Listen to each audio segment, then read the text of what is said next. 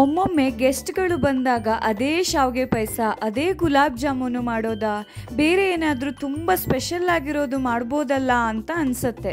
ನನಗೂ ಹಾಗೆ ಆಯಿತು. ಅದಕ್ಕೆ ಏನಾದರೂ ಸ್ಪೆಷಲ್ಲಾಗಿ ಮಾಡಬೇಕು ಅಂತ ಥಿಂಕ್ ಮಾಡ್ತಾ ಇರುವಾಗ ಪಟ್ ಅಂತ ನೆನಪಾಗಿದ್ದೆ ಈ ರಾಗಿ ಮಣ್ಣಿ ಅಥವಾ ರಾಗಿ ಹಾಲುಬಾಯಿ. Hi, hello everyone, welcome to Hegde's corner. ಎಲ್ಲರೂ ಚೆನ್ನಾಗಿದ್ದೀರಾ ಅಲ್ವಾ? ನಾನಂತೂ ತುಂಬಾ ಚೆನ್ನಾಗಿದ್ದೀನಿ. ಬನ್ನಿ, ಹಾಗಿದ್ರೆ ತಡ ಮಾಡೋದು ಬೇಡ. ತುಂಬ ಸುಲಭವಾದ ಬಟ್ ಅಷ್ಟೇ ಟೇಸ್ಟಿ ಆದ ಓನ್ಲಿ ಎರಡು ಇಂಗ್ರೀಡಿಯೆಂಟ್ಸನ್ನು ಯೂಸ್ ಮಾಡಿಕೊಂಡು ಮಾಡ್ಬೋದಾದ ಈ ರಾಗಿ ಮಣ್ಣಿನ ನಾನು ಹೇಗೆ ಮಾಡಿದೆ ಅಂತ ತೋರಿಸ್ತೀನಿ. ನಾನಿಲ್ಲಿ ಸುಮಾರು 2 ಕಪ್ ಆಗುವಷ್ಟು ರಾಗಿ ಕಾಳನ್ನು ತಗೊಂಡಿದ್ದೀನಿ.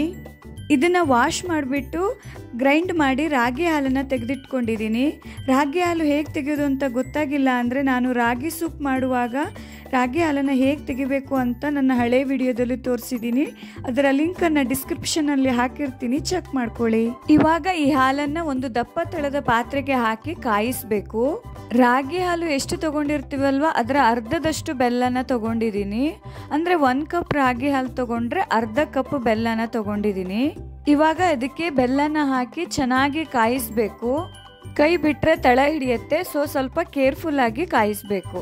ಮೀಡಿಯಂ ಫ್ಲೇಮಲ್ಲಿ ಇದನ್ನು ಒಂದು 5ರಿಂದ 10 ನಿಮಿಷ ಕಾಯಿಸಿದಾಗ ಅದು ಈ ಥರ ಗಟ್ಟಿ ಆಗತ್ತೆ.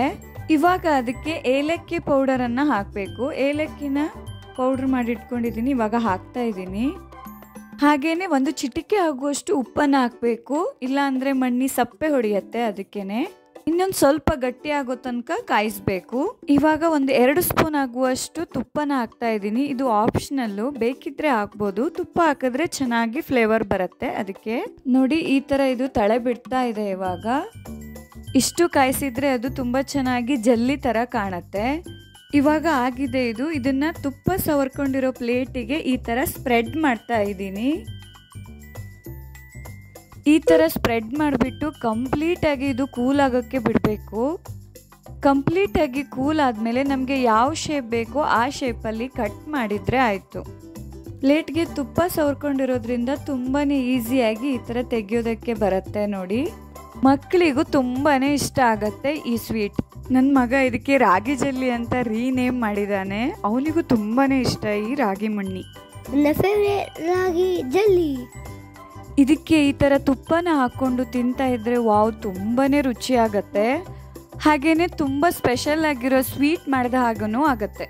ನಮ್ಮ ಊರಲ್ಲಿ ಮಕರ ಸಂಕ್ರಾಂತಿ ಬರುತ್ತಲ್ವ, ಅದರ ನೆಕ್ಸ್ಟ್ 1 ಮಂತ್ ಮಕರ ತಿಂಗಳಲ್ಲಿ ಈ ರಾಗಿ ಮಣ್ಣಿನ ತುಂಬ ಜಾಸ್ತಿಯಾಗಿ ಮಾಡ್ತಾರೆ.